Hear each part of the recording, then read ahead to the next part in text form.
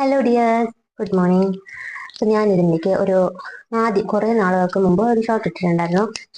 ഈ സ്പൂണുകൾ ഉപയോഗിച്ച് നമുക്കൊരു ക്രാഫ്റ്റ് ചെയ്യാം എന്നായിരുന്നു ആ വീഡിയോ. അപ്പം ഞാൻ ആ ക്രാഫ്റ്റ് കുറച്ച് ദിവസം കൊടുത്തു കേട്ടോ, കാരണം കുറച്ച് ഡിലേ വന്നു, സാധനങ്ങളൊക്കെ കിട്ടാനുണ്ടായിരുന്നു. അങ്ങനെ കുറച്ച് ഡിലേ വന്നതുകൊണ്ടാണ് ഞാനിപ്പോൾ അതിടുന്നത്. ഈ സാധനങ്ങൾ, അതായത് ഈ സ്പൂൺ ഉപയോഗിച്ച് ഒരു കുഞ്ഞു ക്രാഫ്റ്റ് ഞാൻ ഒരു സ്ഥലത്ത് അപ്രതീക്ഷിതമായിട്ട് കണ്ടതാണ് കേട്ടോ. അത് എനിക്ക് ഭയങ്കര ഇഷ്ടമായി. സിമ്പിളായിട്ട് ചെയ്യാൻ പറ്റുന്നതാണ്. നമുക്ക് വീട്ടിലുള്ള എല്ലാ സാധനങ്ങളും ഉപയോഗിച്ച് സിമ്പിളായിട്ട് ചെയ്യാൻ പറ്റുന്ന ഒരു ക്രാഫ്റ്റ്.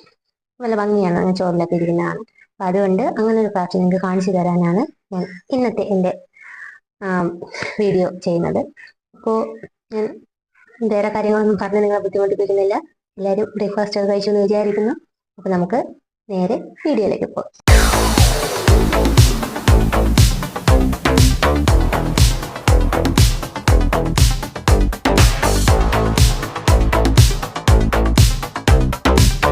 അപ്പോൾ അതിനായി ആദ്യം വേണ്ടത് ഒരു കാർഡ്ബോർഡാണ്. റൗണ്ട് ഷേപ്പിൽ കട്ട് ചെയ്ത ഒരു കാർഡ്ബോർഡാണ് ഞാൻ എടുത്തേക്കുന്നത്.